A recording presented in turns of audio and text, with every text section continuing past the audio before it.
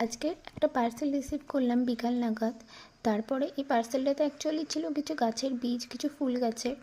তো তারপর আমি ছাদে চলে এসে ব্যাস এইগুলোকে এবার লাগাবো। তার জন্য ফার্স্টে প্যাকেট থেকে বার করে নিলাম। এখানে মোটামুটি 25টার মতন গাছের বীজ ছিল। তারপর প্রত্যেকটা টবে আমি এগুলোকে লাগানোর জন্য এখানে নিয়েছি একটা সার।